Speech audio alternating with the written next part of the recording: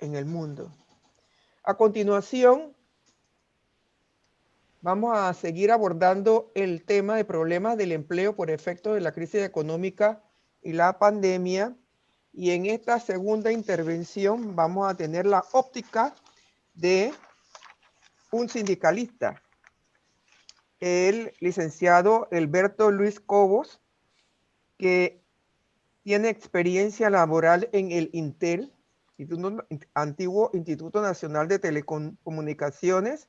Ha sido secretario general del Sindicato de Fuerza y Luz, del Sindicato del INTEL, secretario general de la CNTP, de Educación de la CNTP y vicepresidente de la Federación Sindical Mundial, representante de los trabajadores en el Comité Ejecutivo del INTEL y representante del CONATO del Consejo Directivo del INADE.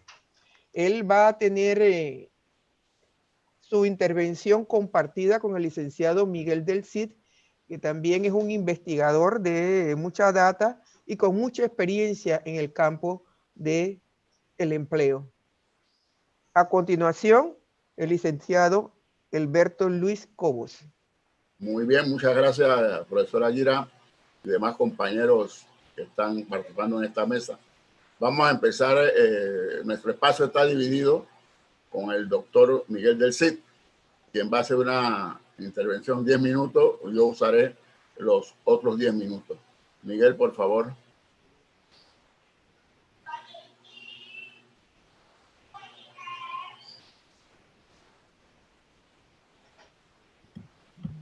Buenos días.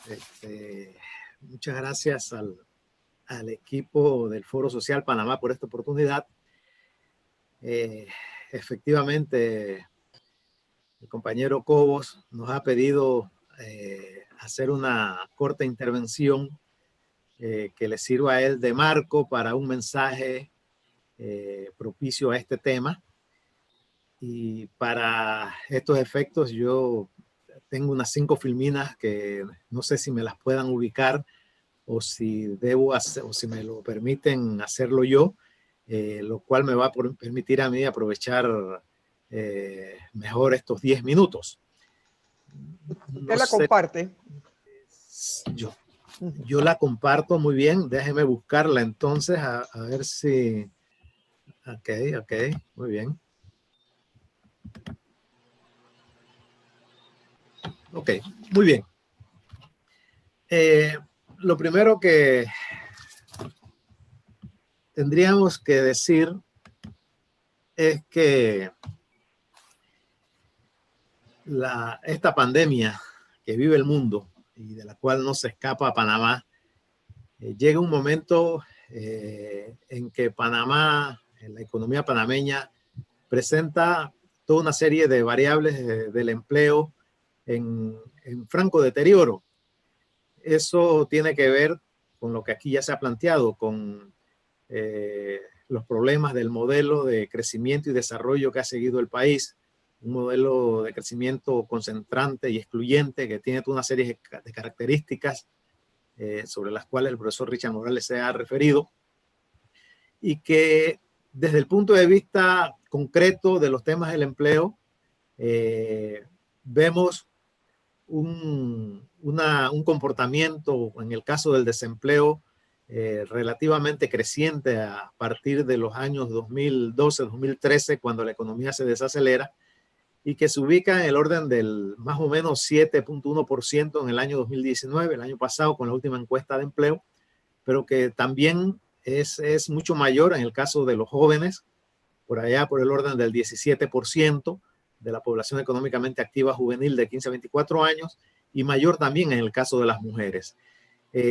Una tendencia de la informalidad que también sigue el ciclo del crecimiento económico y que ubica el empleo informal no agrícola en alrededor del 45% en este último año, 2019, y en donde el componente que ha crecido más es el del sector informal, que pasó, digamos, desde el año 2007 de un 29% prácticamente al 35% en el año 2019.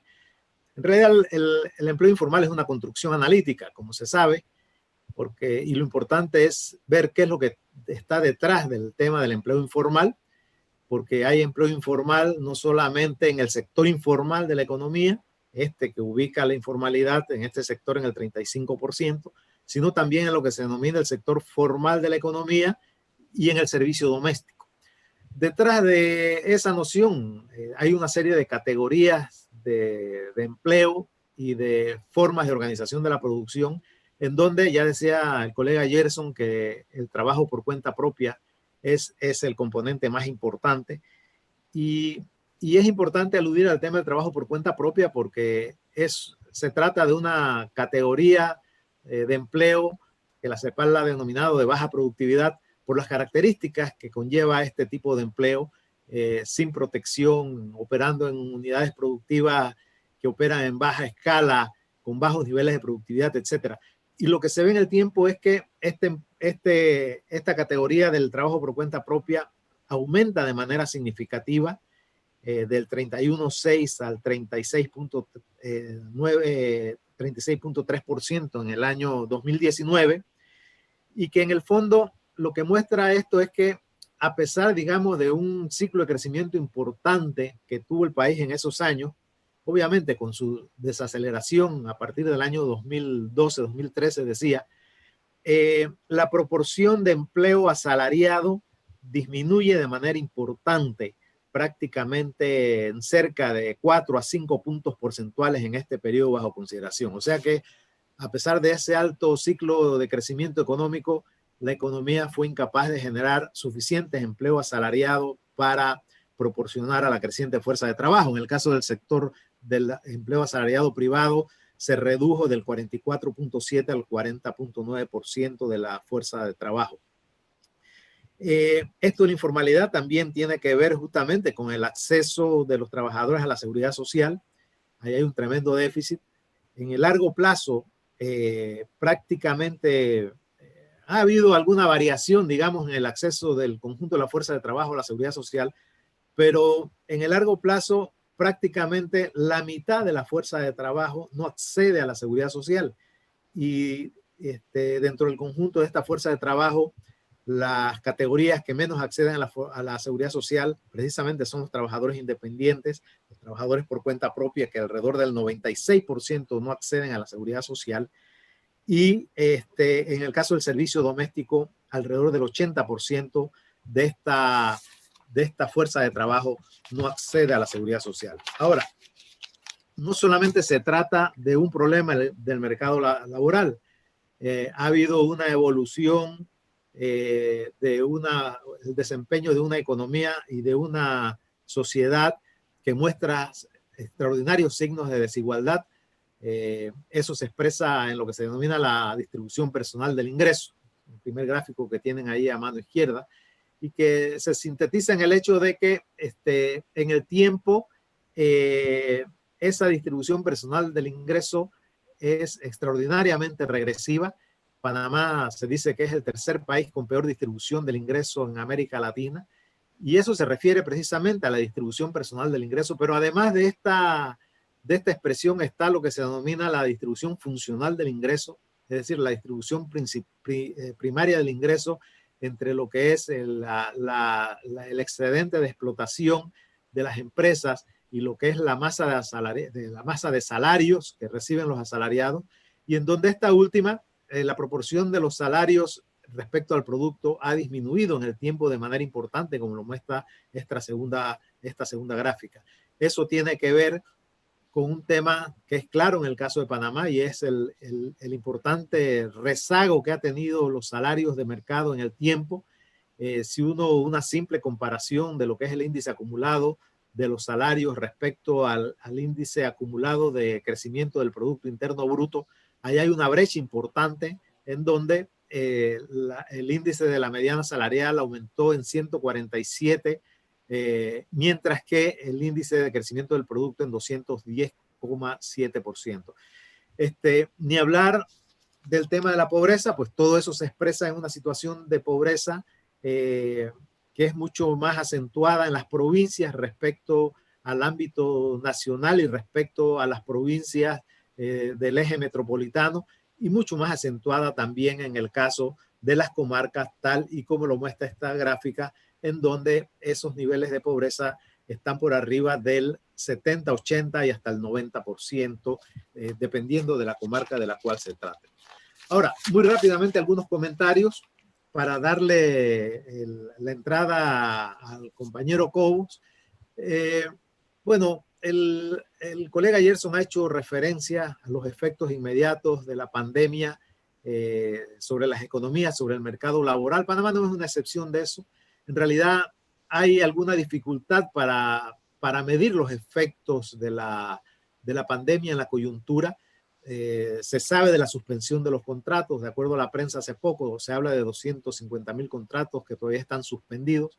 En realidad, al comienzo de la pandemia, por allá en los meses de abril, se calculaba que alrededor del 75% de la ocupación total estaría afectada por la paralización de la economía. Eso fue variando en el tiempo, en estos meses, por supuesto.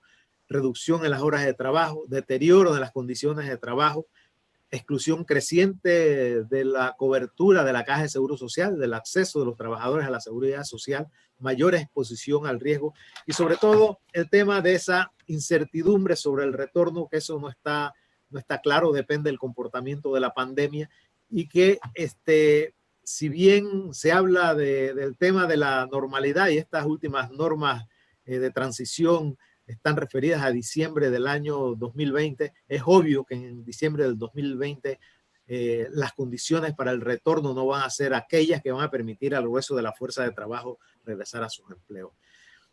Igualmente, desde el punto de vista del empleo, en el caso de Panamá, pues la encuesta de mercado laboral del INEC no es una encuesta continua, es una encuesta muy puntual. La encuesta se aplica en los meses de marzo y agosto. En marzo no hubo encuesta. En agosto no es muy seguro. Probablemente hay una encuesta que se va a hacer por vía telefónica, no es la encuesta tradicional de siempre. La idea es levantar algunos indicadores para saber cómo anda la situación, al menos en el mes de agosto. Esto lo digo porque pues, hay muchas estimaciones respecto a la tasa de desempleo, cuál va a ser la tasa de desempleo al cierre de este año. Se habla de estimaciones de alrededor del 20%. En realidad, cuando uno habla de estimaciones del desempleo, uno se está moviendo en un terreno de meras especulaciones. Primero, porque no va a haber una encuesta en diciembre. Segundo, porque efectivamente las condiciones, la realidad del mercado laboral cambia muy aceleradamente, como lo decía el colega Gerson, mes a mes, semana a semana, día a día. Lo que sí es cierto es que hay una obvia desarticulación del mercado de trabajo. El subempleo por horas aumenta de manera significativa.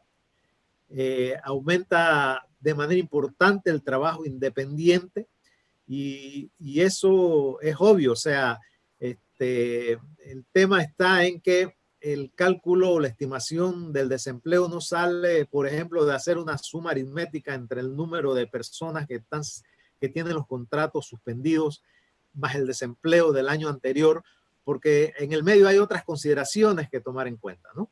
Lo que decía el colega Gerson, mucha de la gente que pierde sus contratos laborales o que los tiene suspendidos incluso están ya trabajando por cuenta propia, haciendo cualquier cosa, porque un trabajador que sea jefe de hogar no puede quedarse con los brazos cruzados. Probablemente la fuerza de trabajo más joven pueda esperar a que hayan condiciones para la búsqueda de un trabajo formal, de un trabajo en una empresa. Una reflexión final tiene que ver con el hecho de que efectivamente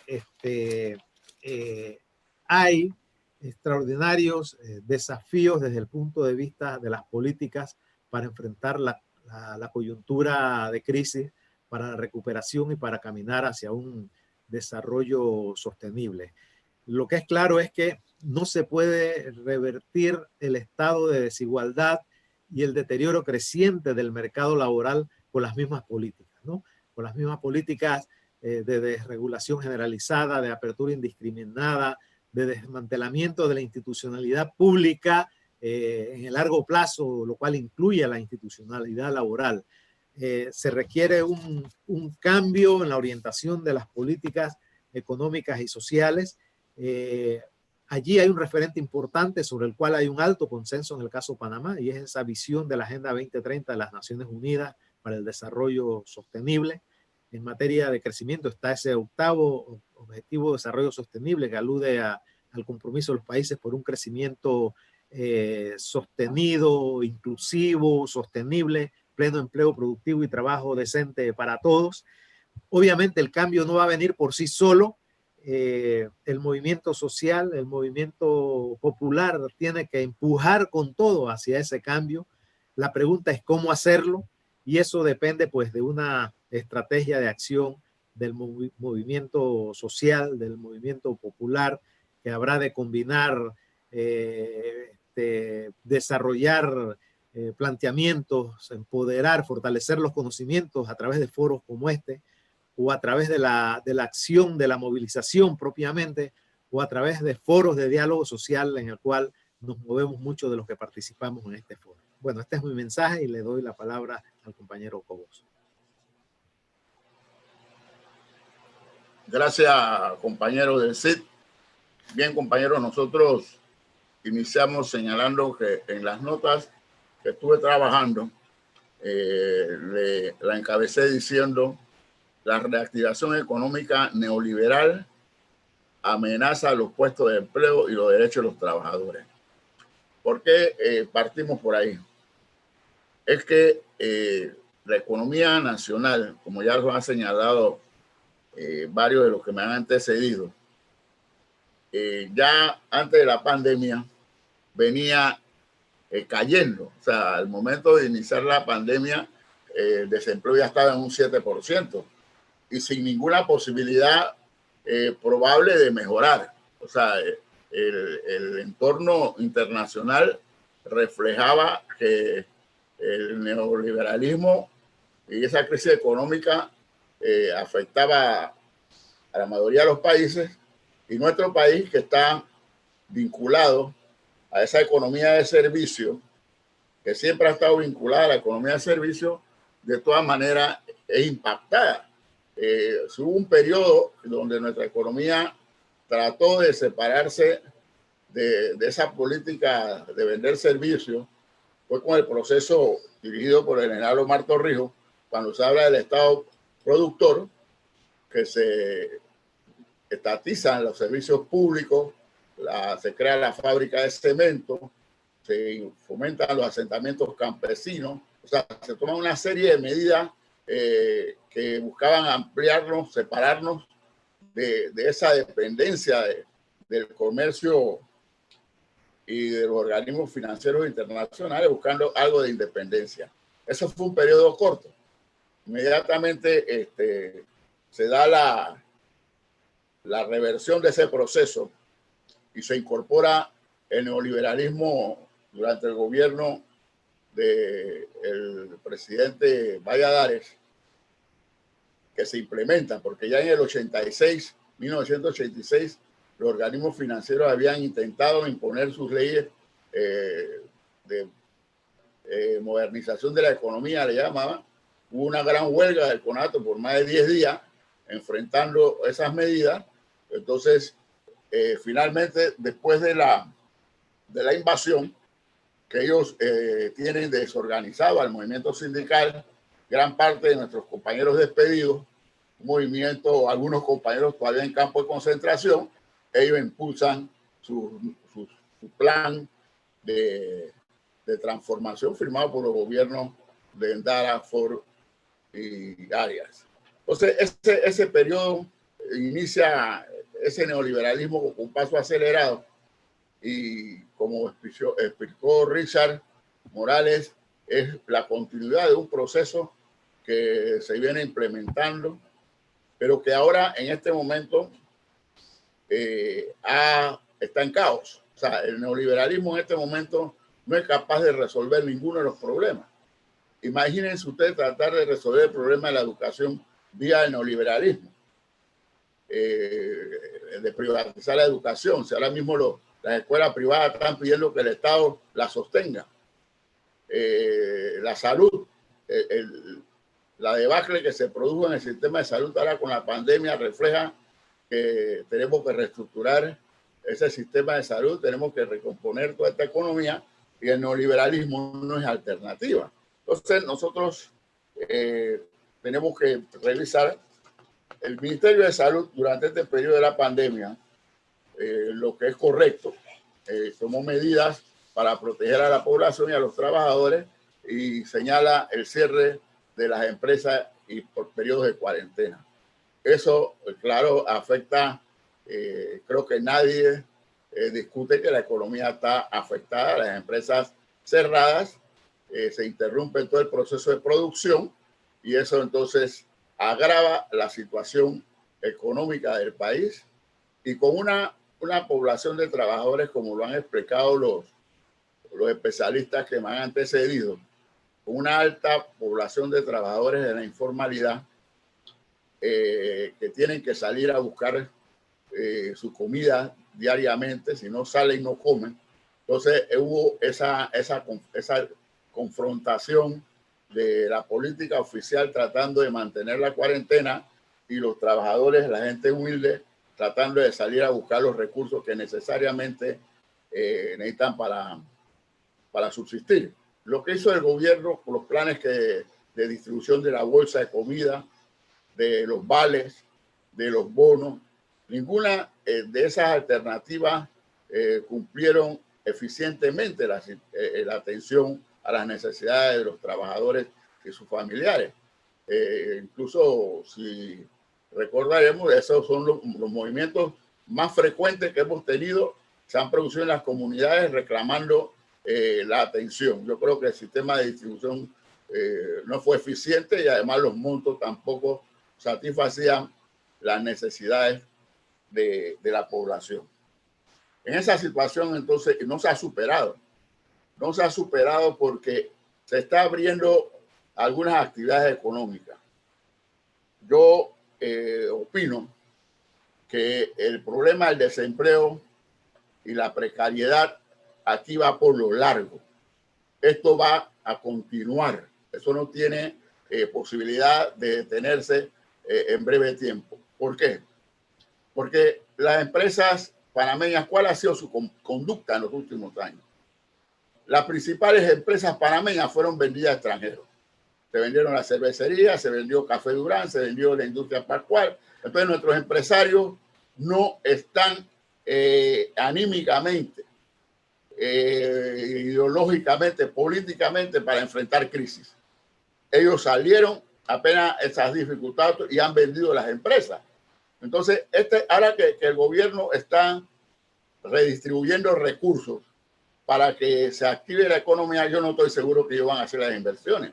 Yo dudo que estos empresarios, y decía el amigo Hitler Cigarrista del Capital Financiero, que han cerrado decenas de empresas, ya han cerrado. Bueno, es que eso va a ser así porque estos empresarios no se van a arriesgar a tener empresas en este momento de incertidumbre. Ellos se van a recoger. Entonces, aquí el desempleo va por lo largo y el gobierno y nosotros, los trabajadores, tenemos que prepararnos para esta situación. Entonces, aquí hay, ¿cuál es cuando decía que la fórmula que está planteando el sector empresarial? Yo estuve escuchando a su vocero, a Guillermo Schalman, al licenciado Castillo, a René Quevedo. Todos plantean que la reactivación económica se tiene que dar con la reforma al Código de Trabajo, es decir, arrancarnos a los trabajadores nuestros derechos y los pocos beneficios que aún conservamos. O sea, esa política neoliberal que ha sido fracaso total en el mundo, ellos quieren salir de la crisis esta con medidas neoliberales. Eso es imposible.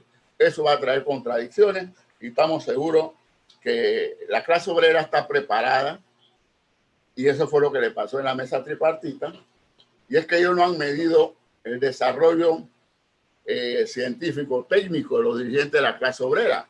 O sea, acá en esa mesa tripartita, los compañeros que estaban eran compañeros de alta experiencia sindical, de litigar en las juntas de conciliación, de demandar en el ministerio y en los juzgados. pero además son profesionales del derecho. Entonces no es fácil ahora con una clase dirigentes sindicales de alta preparación, algunos con responsabilidad internacional, donde captan experiencia.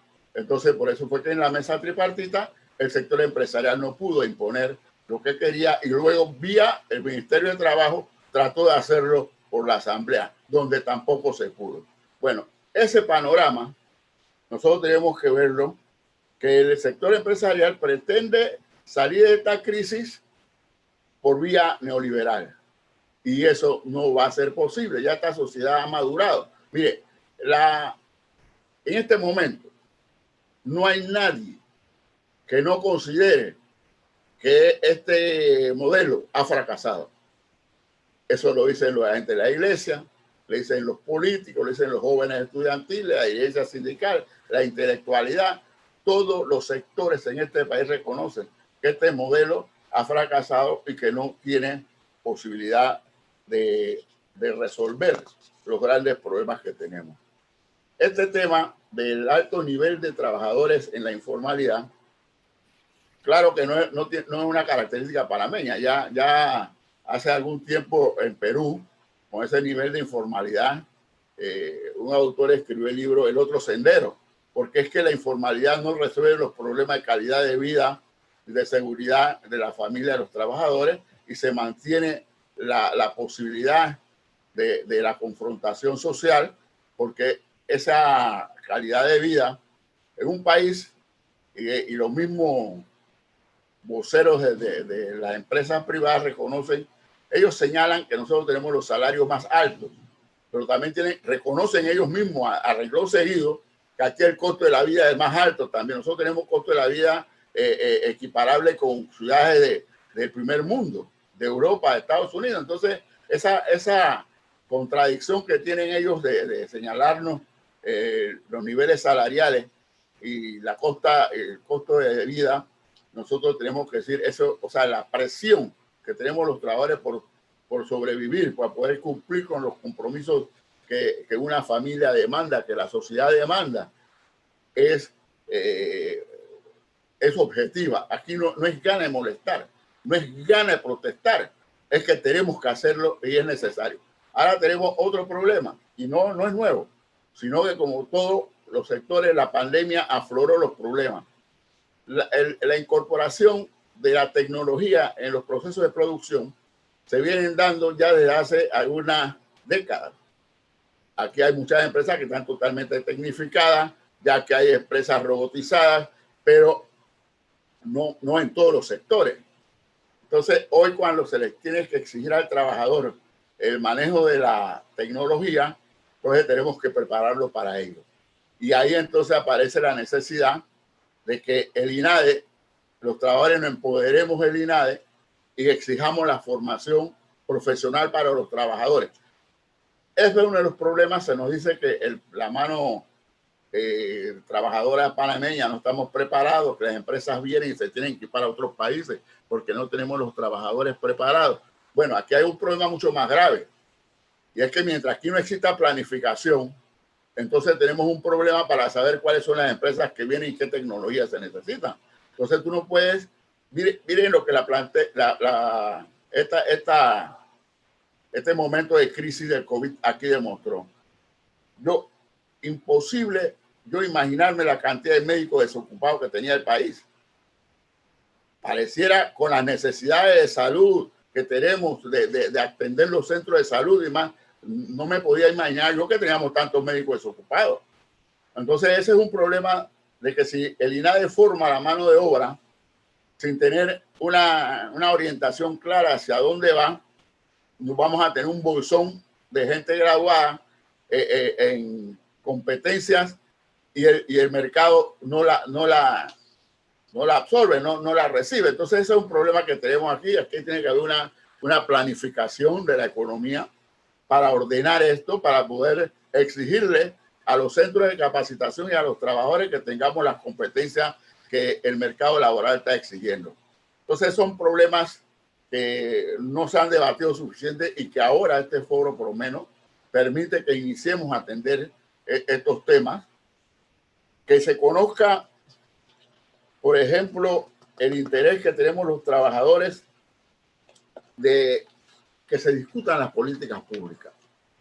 Aquí existe un momento para el movimiento sindical, y es que el desarrollo del movimiento sindical panameño, Panamá es un país donde el capitalismo es tierno. Este capitalismo todavía ni siquiera logró a desarrollarse. Entonces nosotros tenemos grandes concentraciones de fábricas industriales como tenía Argentina, como tenía México. Entonces esta economía de servicio, y ahora con la introducción de las tecnologías, la concentración de trabajadores es mínima. O sea, usted no tiene empresas aquí de miles de trabajadores.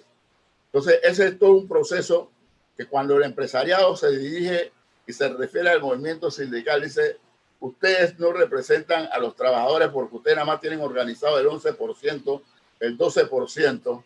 Entonces ahí también tenemos que ver, y aquí está el amigo de la OIT, aquí no se permite la sindicalización en zona libre, no se permite la sindicalización del sector bancario. Estamos luchando para que se permita la sindicalización en el Estado. Entonces, este es un país donde no hay libertad sindical plena. Aquí hay bolsones, hay zonas protegidas para el sector empresarial. Entonces, esa es nuestra realidad. Por eso que nosotros ahora decimos, el movimiento sindical, todo el movimiento sindical sabe preparar una convención colectiva, sabe sacar una boleta, sabe pleitear en un tribunal laboral. Ahora nos toca dar el salto, y por eso estamos aquí con tanta energía en este foro, porque ahora se trata de luchar por las políticas públicas.